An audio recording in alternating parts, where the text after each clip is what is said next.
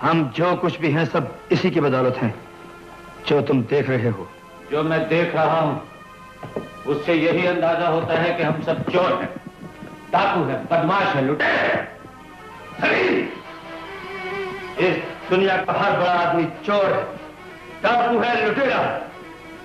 अंदाज मुख्तलिफ है लेकिन काम सबके एक है।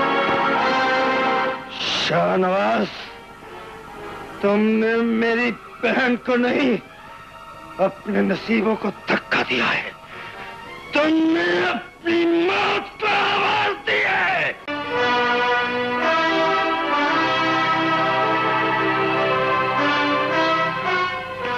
दोनों बच्चों को समझा दिया था? जी। अब कैसे हैं हम? बड़ी तकलीफ में है डैडी, आइंदा वो कुछ करने के काबिल नहीं रहेंगे। ये तुम्हारे समझने की बात नहीं है सलीम। अच्छा डैडी, अब मैं जरा क्लब चलता हूँ।